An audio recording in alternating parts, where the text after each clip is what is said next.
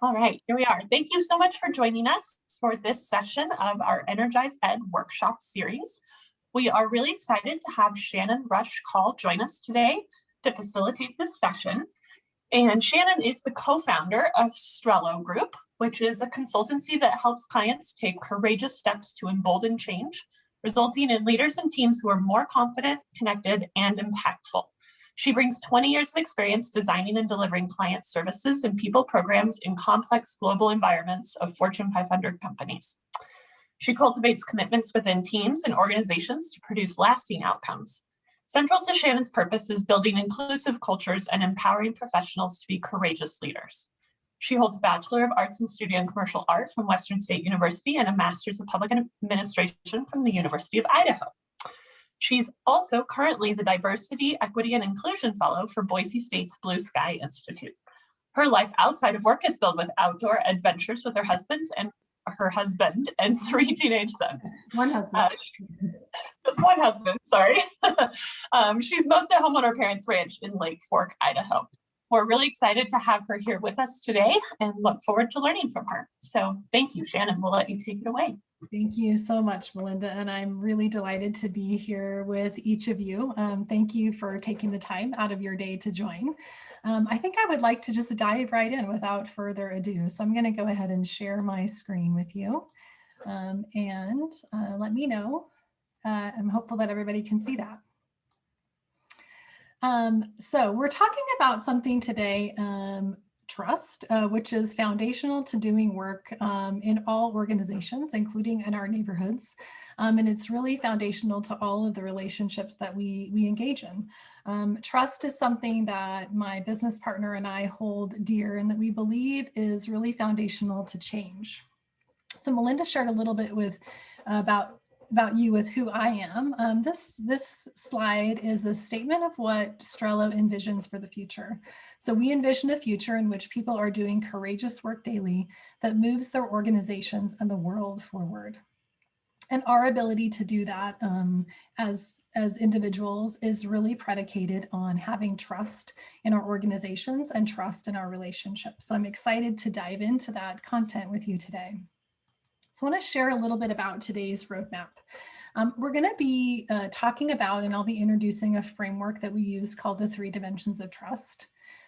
That's part 1. Part 2 is a deep dive into one of the dimensions that we use, which is benevolence. And we'll be talking in more depth about benevolence and how it's related to trust. If we have time, we're going to do a little practice in terms of looking at a relationship in our life that may benefit from rebuilding or repair of trust. And then I'll conclude with some final thoughts. So that's the roadmap for how we'll spend our hour. The outcomes for today that I would like for each of you are these 3. Number 1 is an understanding of an ability to apply the 3 dimensions of trust to strengthen relationships. Number 2 is deepen skills to enhance the critical trust dimension of benevolence. And number 3 is excitement to apply your learning to generate more trust, joy, and connection in your relationships and your work. So that is what I'm hoping we will accomplish. I'm going to be using a tool today called Slido, and Slido allows us to have a much more interactive conversation than we might be able to have otherwise virtually. And so I'm going to ask you, and I'll give you a minute to do this, to access Slido. And there's directions on this slide for how you can do that. You can open your camera icon on your phone. So I'll just show you. You can just grab your phone and hold your camera icon up to this QR code, the black and white square on this slide. Or you can go to slido.com in a separate browser and enter the event code EnergizED Trust, or open an app if you happen to have Slido on the app on your phone and enter the same event code. Probably the easiest way to access Slido is to either to open the camera icon on your phone or to go to slido.com on your phone or in a separate browser on your computer. So I want to give you a minute to do that. And as you're accessing Slido, what you should see is this question. When I say the word trust, what are the first words that come to mind for you? So I'm curious to hear your responses to this question.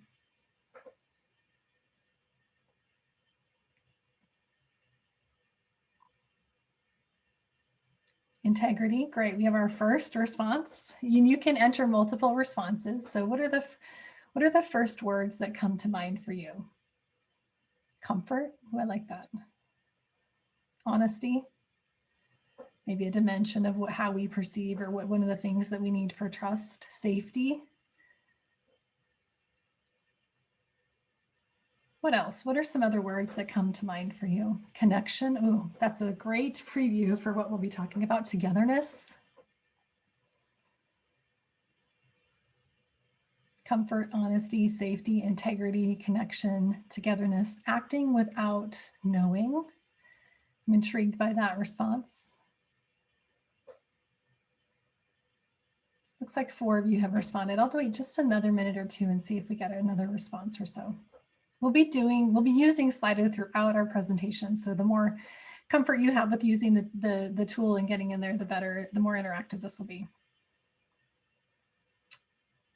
Well, these are fantastic responses, and some of them dependable. Yes, interesting. You guys you're doing a fantastic job of previewing so much of what we'll be talking about, and these are the kinds of sentiments and words that come to mind for many of us when we think about trust.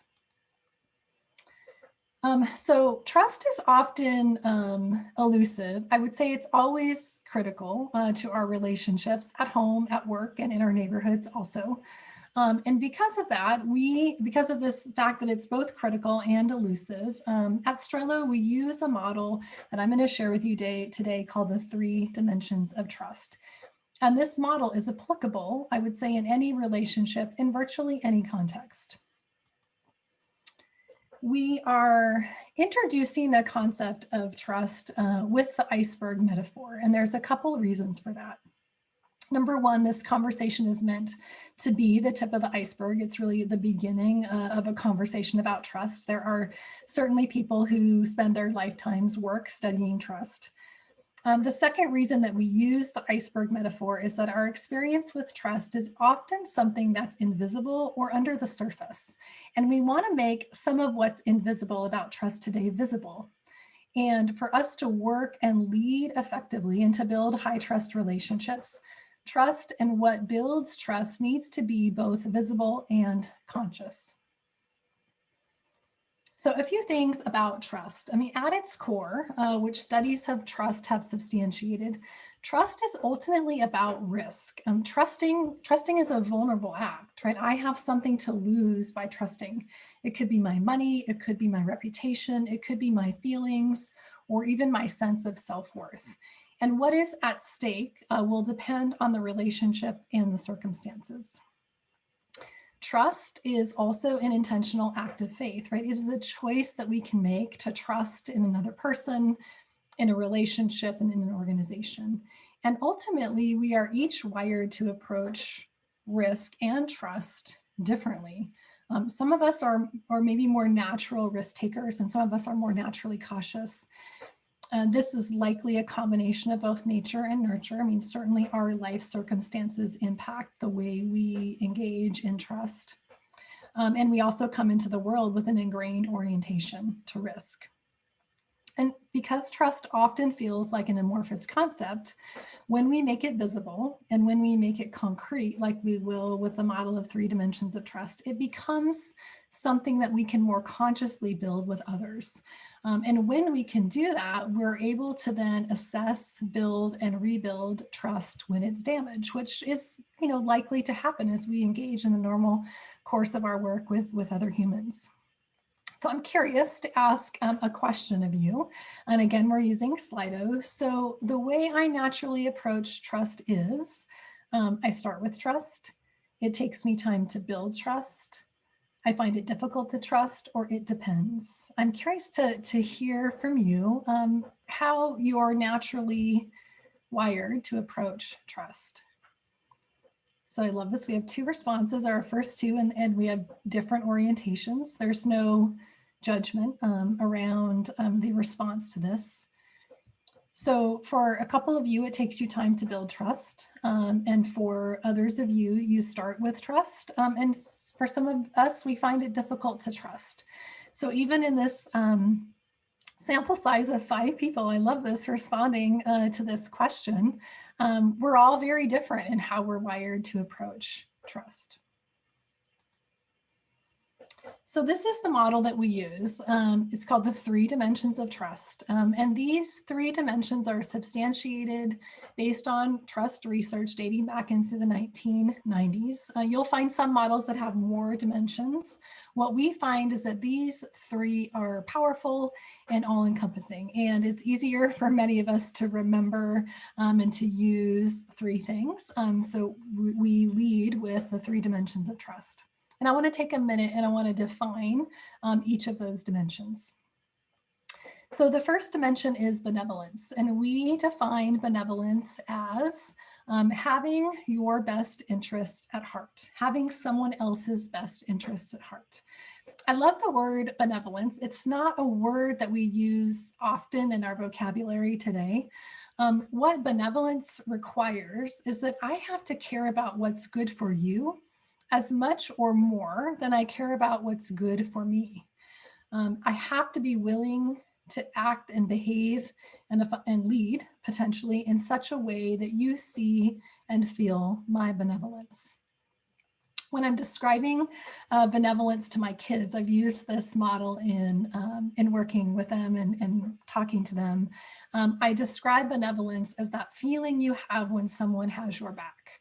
It's probably the simplest way to describe it, and using a phrase that we can all, I think, in many ways relate to. When somebody has your back and you have that feeling, it's because you have a belief in their benevolence. You believe that they have your best interests at heart. The second dimension that we use is competence, and I think we define competence as I'm capable of doing what I say I can do.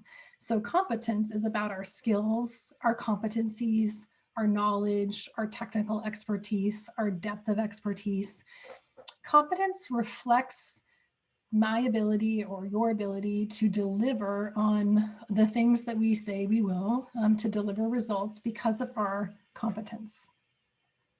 The third dimension of trust is reliability. We define reliability as following through on what I promise. Reliability is about doing what I say I will do consistently. So, and it's not always about doing what I say, but it's about managing my expectations when I cannot deliver. So situations will always arise where we cannot keep our word, and how we manage those situations is key to our reliability. Another dimension of reliability, and this is something I talk about a lot when I'm working with leaders, is predictability of our behavior. So when our behavior is not predictable, or the corollary of that, when it's erratic, that erratic behavior erodes trust. So if you can think about somebody in your life potentially whose moods are unpredictable, whose behavior is hard for you to predict, that likely plays into your ability to trust them. And it's in the dimension of reliability that it's eroding trust. So taking the 3 dimensions of trust and applying them to an example that I think many of us can relate to. So my husband is a general contractor, and as he was building his business, we used this model for him to think about how he wanted to engage and communicate with his customers. So as a general contractor, it's important that his customers have a belief in his benevolence. And the way this manifests in his context is that if they're hiring him, they know that he's not going to rummage through their stuff or steal from them. That's a really extreme example. He recognizes that being in someone's home is an act of trust on their part, right? That it's his benevolence that guides how he'll treat your home. When he's transparent about pricing, it's coming from a place of knowing that your money is hard earned, and he wants you as his customer to get a fair price. I mean, that's a way of him expressing and demonstrating his benevolence to his customers, that he has his customers' best interests at heart. In the dimension of competence, if his customers have hired him to do a remodel, he has to have the skills necessary to do the work for that particular remodel. He has to know how to lay tile or frame a room or hang sheetrock, like whatever is required. And an interesting thing about building trust in the dimension of competence is that we also need to be clear with other people about when we have expertise and when we don't, right? And so in his case, if he doesn't have expertise to lay tile, he would want to communicate that with the customer and invite another expert to contribute to the project. So being transparent about where we have competence and demonstrating that competence is important. It's equally as important to acknowledge where perhaps we need support from someone else. In the dimension of reliability, and again, in the context of my husband as a general contractor, if you hired him, you would want him to show up on time. You would want him to be there the day that he says he will be there. You would want him to call you back when he says he will, right? So his ability to demonstrate reliability shows up in behaviors like that. So I'm a couple of points, and then I'm really curious to hear from you what behaviors you may associate with building trust in each of these dimensions. So a couple additional points. The three dimensions they're very different things, and I hope that you can hear that in the explanation of benevolence, competence, and reliability. And often they get conflated inside this broader concept of trust. In our relationships, they pull on each other, right? And at times one is more important than another. And our overall level of trust in an individual is only as strong as the weakest dimension. So if I have a high degree of trust in someone's competence and a high degree of trust in someone's reliability, but I have a low degree of trust in their benevolence, it's that the weakest dimension of benevolence that's really determining my overall level of trust. When we engage in needing to repair or rebuild trust, which I think it's just a natural process of being in relationship with each other. I don't say that from a place of judgment because it's something we all have to do at times. Rebuilding trust requires us to determine which dimension has been eroded. And we restore and rebuild trust by addressing that dimension specifically. So in the example that I was just using, there's no amount of competence or reliability that can repair a breach in benevolence. Only benevolence can repair a breach in benevolence. So as we work to build relationships in our teams, in our organizations, in our neighborhoods, it's important that we can identify these three dimensions as different from one another and consciously work to build trust in each dimension. So I'm really curious to hear from this group, what specific behaviors do you associate with building trust in the dimension of benevolence, and remembering that benevolence is having someone else's best interests at heart. And maybe a way to think about this question is when you've had the feeling that somebody has your back, right? When you have trust in someone else's benevolence, how they demonstrate benevolence towards you, what behaviors communicate that to you?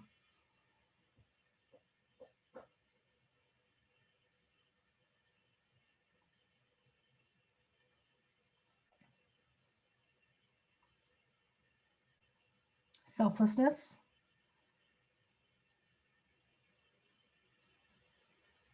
What else? What other specific behaviors do you associate with building trust in the dimension of benevolence? Kindness and active listening. Excellent.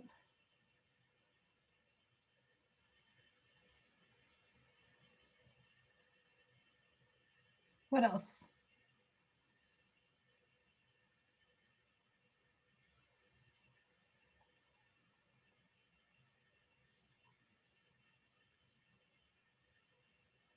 This seems like it takes time, a person consistently behaving in a supportive way. I think that's a really great observation that it can take time. And we're going to talk a little bit, actually, we're going to dive into what are the specific ways of the skills that we think of as a part of demonstrating benevolence. Communicating directly with the other person about what is actually in their best interest, not assuming. I love that, particularly in the world. We do a lot of work in the diversity, equity, and inclusion space.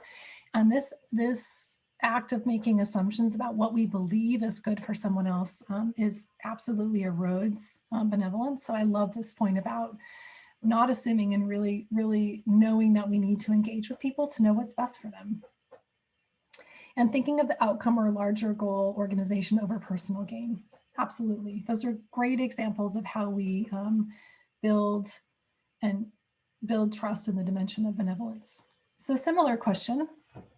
What specific behaviors do you associate with building trust in the dimension of competence? So competence is our ability to do what I will say, to do what I say I will do. So this is about delivering results.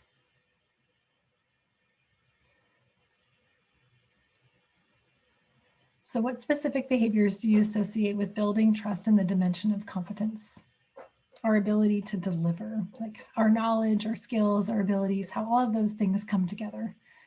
References, being a reference or having somebody be willing to be a reference. What else?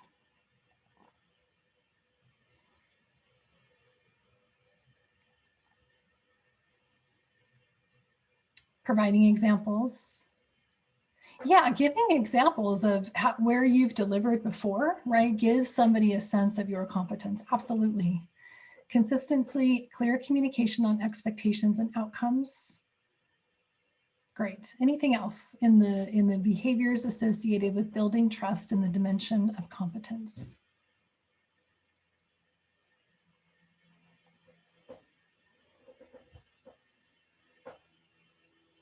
Okay. Then let's switch to what specific behaviors do you associate with building trust in the dimension of reliability?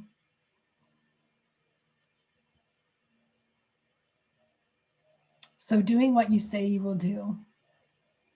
It's showing up with consistency. What specific behaviors do you associate with trust in the dimension of reliability? Follow through. Yep. Being on time. Yes, that shows up a lot in this particular dimension. Getting back to people right away. Excellent. Any other behaviors that you think of? Performance?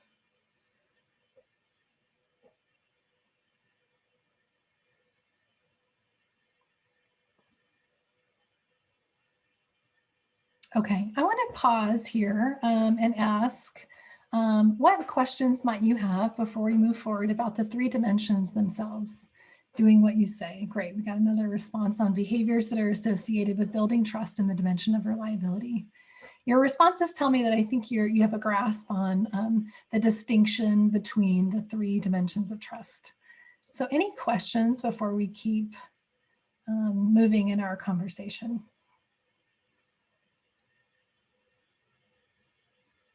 And Nikki and Melinda are monitoring the chat. So if you feel more comfortable putting your question in the chat, please do that. Taking ownership, we've got another response on reliability, taking ownership of circumstances and communicating when you can't deliver. Absolutely, right? So that was part of our conversation about we're not always able to meet our initial commitments. And so reliability is as much about managing those commitments and staying integrity to what we said we would do as it is to actually sticking with those original commitments. So I appreciate that comment quite a bit. Okay, well, it sounds like there are no questions, so we'll move to the next part of our conversation. So there's a couple of truisms that we talk about, we Strello talk about when we're talking about trust. And here's what they are. So the first is that we all like to believe that we're trustworthy, even though for many of us, we do struggle to trust others. So there's a bit of a paradox that's presented, which is I'm trustworthy, but perhaps I think that you're not. The second truism is a little bit more challenging. So generally speaking, we believe ourselves to be trustworthy, but believing that we're trustworthy and being perceived by others as trustworthy, those are two very distinct things. So we have to enter into a skill of perspective taking and being able to see our behavior from the perspective of others. One of the things that is we're working with organizations and leaders, and I would consider anybody who's engaging in work in your neighborhoods as a leader, is we talk about a principle of leadership starts with self. So we must be able to lead ourselves before we can lead others. And I do mean leadership in a broad sense, like leadership as a way of being, not as a title or as a position. This leadership starts with self applies in the context of earning, building, and rebuilding trust. So if leadership starts with self, what does it mean to lead yourself when we're talking about trust? So leading ourselves is about being trustworthy, which we define as deserving of trust or competence. And to lead ourselves, we need to have the self-awareness to consciously choose behaviors that generate trust. Makes me think of the comment that one of you made around not assuming what's good for other people, right? So we have to be self-aware enough to choose behaviors that we believe generate trust. So I have to first be aware of my behaviors and assessing my relationships and consciously choosing behaviors in each dimension that I believe will generate greater trust. If I'm doing this, I'm likely perceive myself as trustworthy.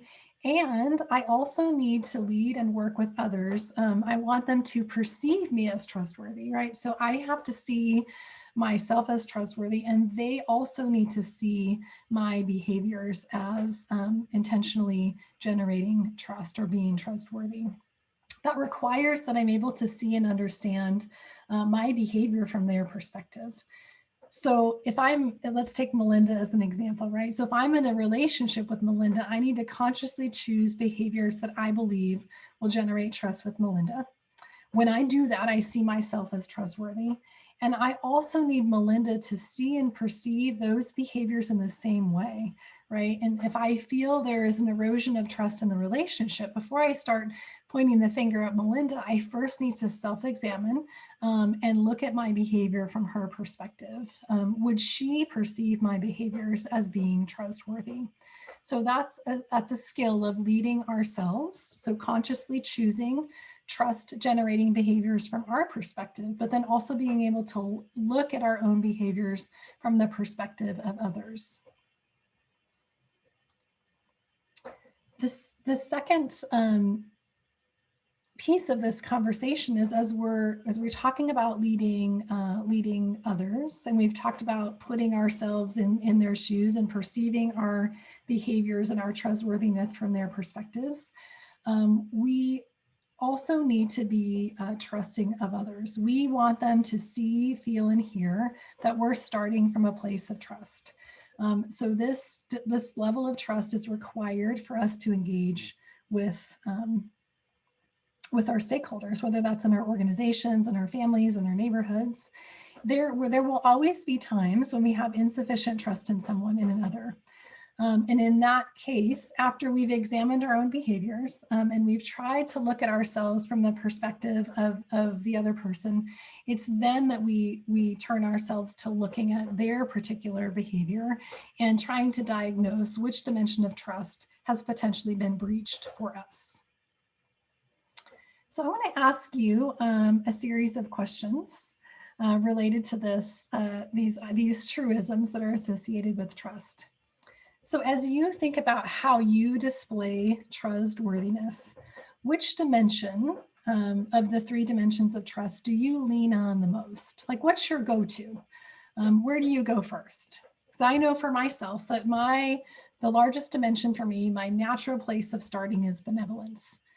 So as you think about how you display trustworthiness, which dimension do you lean on the most?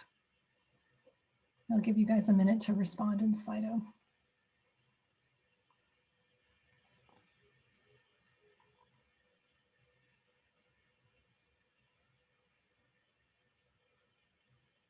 We got one person that says competence. Another person who says competence. Maybe three people who say competence, and a reliability. So interesting. It's interesting to see where is our natural go-to place. Next question is, as you think about how you display trustworthiness, which dimension would you benefit from paying more attention to? And it looks like we have a couple of responses for benevolence and at least one response for reliability. Yeah, so it's interesting. I mean, what I'm hoping to help us see is that each of these dimensions is distinct. They each contribute to creating the overall condition in a relationship of trust. And it's really helpful for us as we build and repair relationship to be more mindful about where we naturally start and what dimension might be beneficial for us to pay more attention to. And as you think about how you assess others' trustworthiness, which dimension is most important to you? So we're split. You guys are split right down the middle. We've got one for benevolence, one for competence, and one for reliability. And again, it's important for us to have awareness what matters to us. So we got another vote for reliability. Great.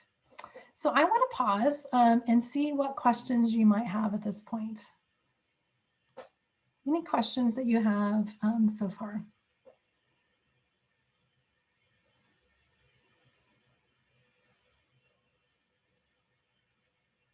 Okay, hearing none. I'm going to move into the next part of our conversation, which is to do a bit of a deep dive on benevolence. And the reason that we do a particular deep dive on benevolence is that of the three dimensions, this is typically, and you guys identified this in some ways for yourselves also, this is where there's the most work for us to do. It's often the dimension that requires the most care and attention, and particularly in the work that Strello does with diverse groups or teams. This is a dimension that requires extra care and attention. So when I think about the theme of the EnergizED workshop series for the spring of 2021 around building equity in our neighborhoods, knowing how to build trust in the dimension of benevolence feels particularly important. In some of the research, benevolence is also the largest determiner of trust. And this is likely because once a relationship is damaged due to lack of benevolence or lack of perceived benevolence, as I said before, there's really no amount of reliability or competence that can compensate. So it's important that we dig a little deeper to understand how do we build and demonstrate benevolence in our relationships so that we're doing our best to ensure our own trustworthiness. And there are three skills that we talk about: connection, empathy, and curiosity. So let's talk a little bit first about connection. And for those of you who are familiar with Brene Brown, we're taking a play from some of Brene's work as we talk about connection. Brene talks about connection in a different context, but we find it really helpful in this context of benevolence. So Brene defines connection as the energy that exists between people when they feel seen, heard, and valued, when they can give and receive without judgment, and when they derive sustenance and strength. I love that, when they derive sustenance and strength from the relationship. We are wired as a species for connection. And if anything has been demonstrated to us in the last year of living in a pandemic, I think it is our innate desire as a species to be connected to one another. My business partner, Joanne, is a neuroscientist in the earlier part of her career, and she would say that this is a singular defining characteristic of people. So how do we build connection? That's the question, right? If we know it's important and we know it's a key skill of demonstrating benevolence in our relationships, how do we do it? And I think the most important thing to say, and one of you alluded to this in one of the Slido questions, is that it's done over time. It's not something that's done through heroic gestures. It's not, staying up till 2 a.m. or delivering on a deadline. We build connection through tiny, small gestures of caring, connection, seeing, and being seen. In my work in organizations, one of the tools that I've used is gratitude. I mean, gratitude is an amazing way of cultivating connection, because when we make a choice to express our gratitude, it causes us to notice and acknowledge someone else. And that act of noticing and acknowledging allows someone else to feel seen. So there's many, many different ways that that can show up, but gratitude to me is one of the most impactful tools we have for building connection. And I would encourage you to begin to think about how you can demonstrate connection, how you can find small gestures and ways of showing your caring and connection to others, whether it's in your family, in your organizations, or in your neighborhoods. The second skill of benevolence is empathy. And again, the insightful comment about not making an assumption about what is good for someone else is really, really an important part of the benevolence skill. And it causes me also to think about empathy. One of the things that we want to make a distinction between that I think is particularly important is between empathy and sympathy. We often say that empathy is walking a mile in a person's shoes. And while I appreciate the sentiment of that particular saying, that's not exactly what empathy is. Empathy is about connecting to the emotion of the experience and not necessarily the experience itself. So the question is not what's it like to walk a mile in their shoes? The question is, what did it feel like to walk that mile? What were the emotional highs and lows of that experience? So it is our ability to connect to the emotion of someone else's experience without judgment that allows us to demonstrate empathy. And the opportunity to build benevolent relationships grounded in empathy is when others know how much we care about them. And so empathy is our skill, one of our skills that allows us to do that.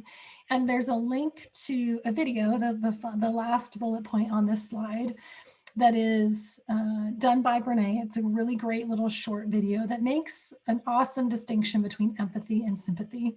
So you'll be getting these slides, and I would encourage each of you to take a few minutes to watch that particular video short.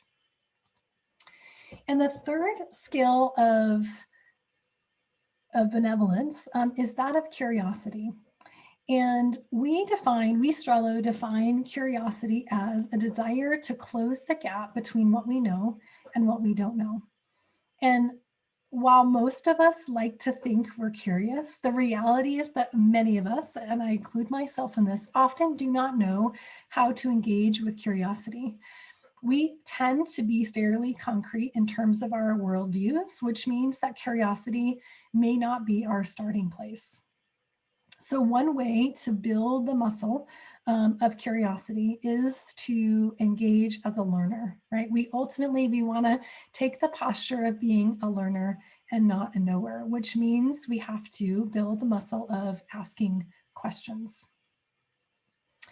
When I catch myself feeling resistance to a new idea, or I catch myself feeling the need to be right or to be the knower, it is a reminder to me that I need to pause and move into inquiry. And there's a list of starter questions that are included here on the slide that may help you begin to practice both the art and the science of curiosity.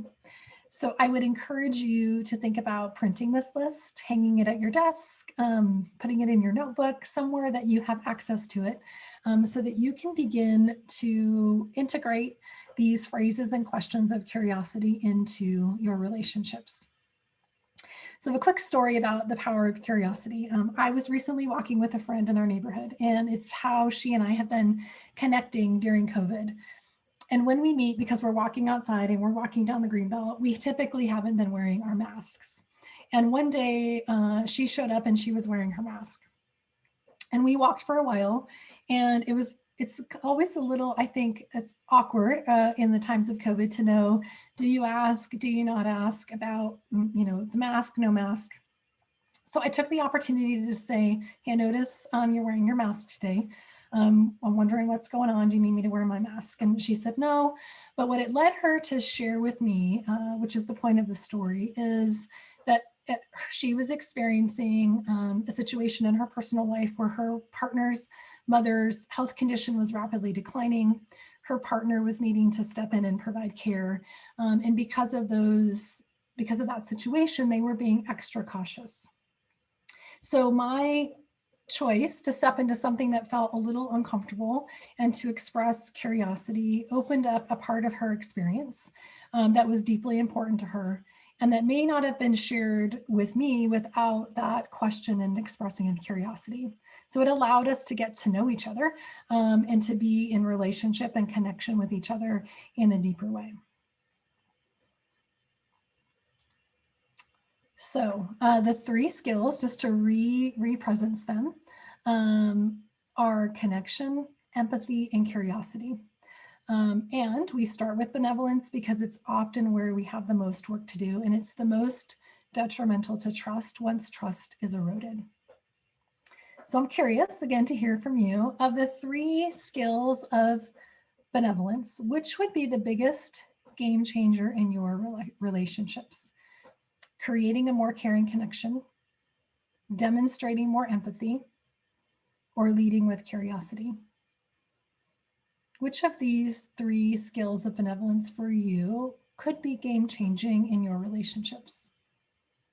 So one of you has shared demonstrating more empathy, leading with curiosity. I love this. I love how you guys you represent all parts of this conversation, and creating more caring connection. So 2 of you have weighed in with creating more caring connection. Awesome. Okay, I'm going to pause and see if there are any questions.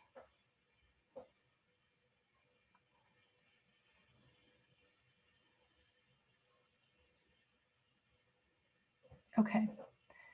So hearing none, what I'd like to do, it's 1:45. We have a few minutes. I was hoping that we would have time for this.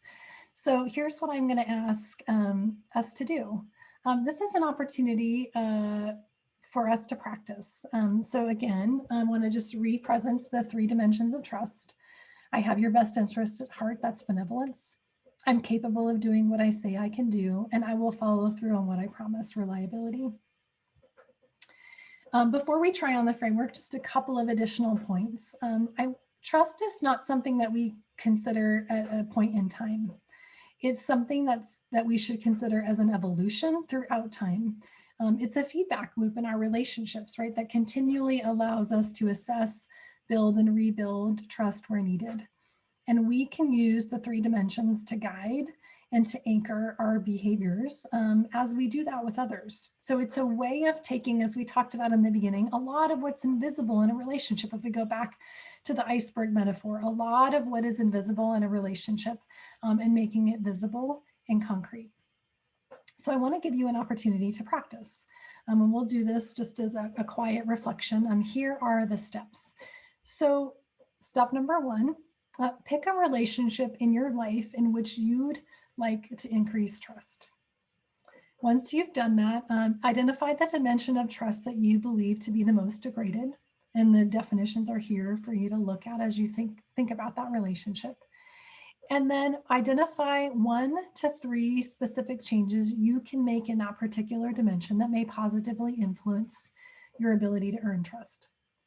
So this is an exercise that is simply for you. So I'm going to take a couple of minutes and we'll be quiet and allow each of you to reflect and follow these particular reflection steps.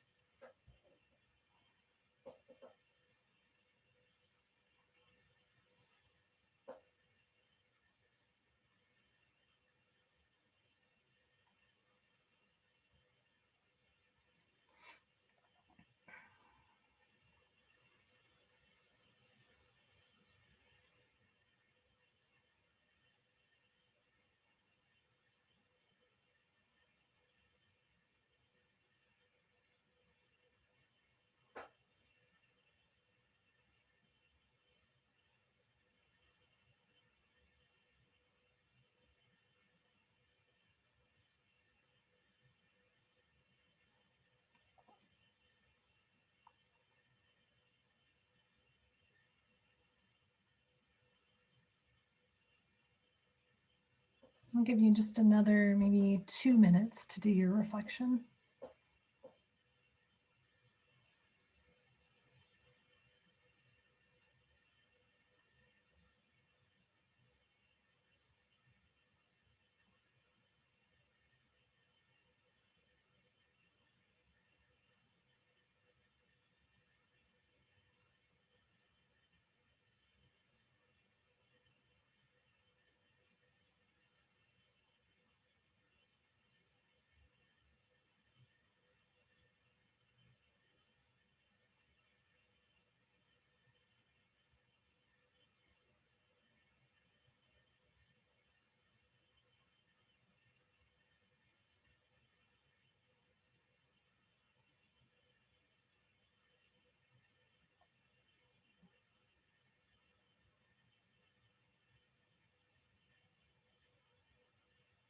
I'm gonna do one more minute. It's 12:47. At 12:48, I have a question for you.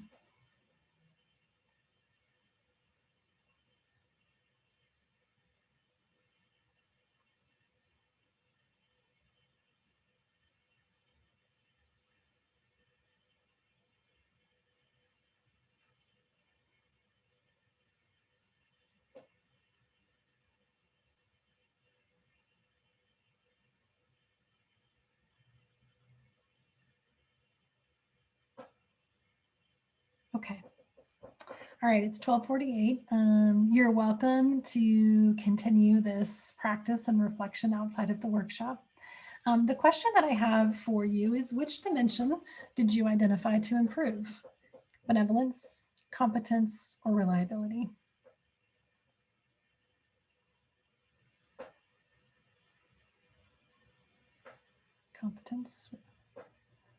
Competence and reliability. I'm smiling because I love the way in such a small group, we also have so much diversity in your responses.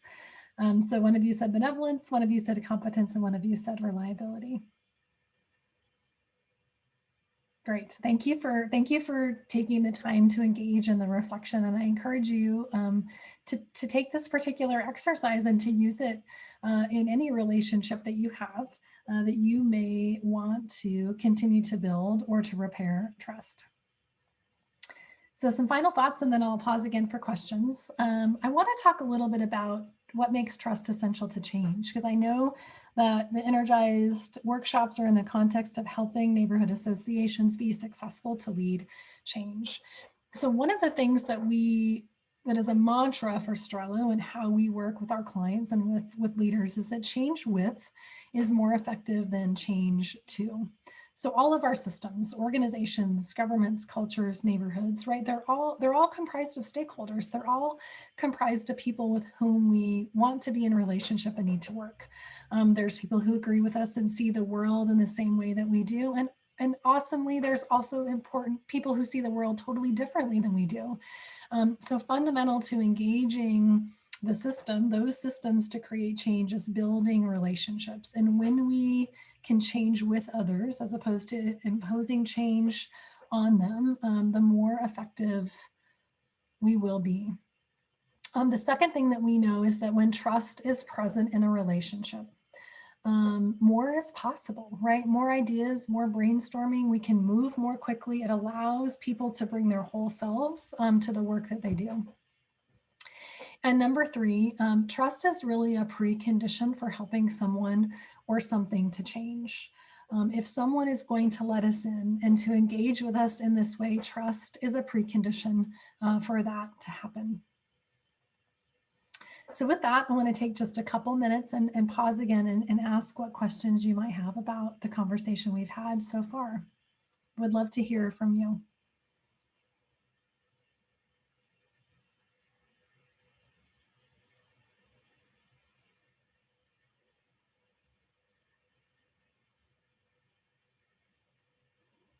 Okay. This is the beauty of working in a virtual world. It's hard to know. So I want to share with you just one more slide, and then I have a checkout question for you. We would love for you to join us next week. I'll be doing a second workshop on powerful, productive, and inclusive meetings. That is one of my favorite things to teach about, because so much is possible in the way that we come together as humans, in meetings, in our organizations, and in our neighborhoods are the way that we do that. So if you are interested, please join us next week, same day, same time, for a conversation about powerful, productive, and inclusive meetings. This particular conversation on trust and the content on meetings is also part of a larger leadership development program that Strello offers. So if something about today has resonated with you, or you believe would resonate with your organization, I welcome a conversation with you. And there's two ways you can contact Strello on this slide. You're welcome to email me directly, contact us on LinkedIn, or visit our website. So with that, I thank you again for being here. And the final question I have is, what thought or feelings are most present for you as we conclude our session today?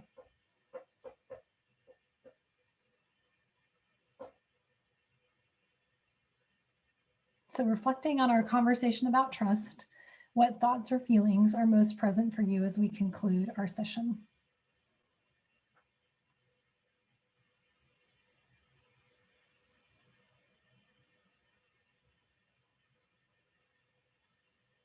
I love, what an awesome, that's like a bumper sticker. Benevolence is everything. I love that. Thank you for sharing that. Other thoughts or feelings that are present for you as we conclude? Gratitude. Thanks for being here and appreciate you wanting to help neighborhoods. Thank you very much. You're welcome. It is my pleasure.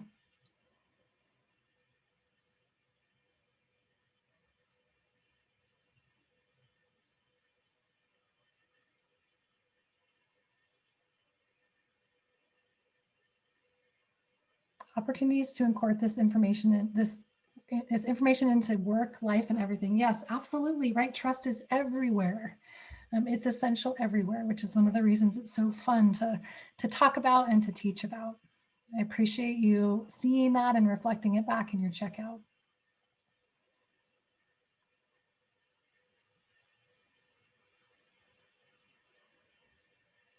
Okay.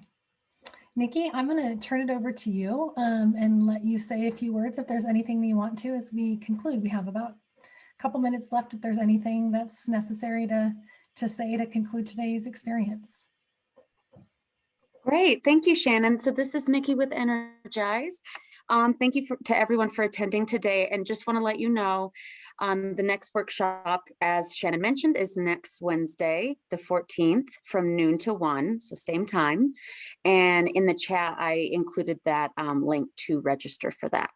So we hope to see folks again, and then we'll have a final workshop on April 28th. Which is also another Wednesday. And that will conclude this EnergizED series. Thanks, Nikki. Your comments caused me to remember one thing I wanted to say also, which is Melinda will be, in addition to the recording, I've given her, she and Nikki the slides. So for those of you who are on the line, you'll receive a PDF version of the slides as well. Great, thank you. And that will be on our Energize website. That will become available. Okay. Yep. Awesome. All right. Well, thanks, everyone. Okay. Thank you, Nikki. Thanks, everybody. Hope to see you next week.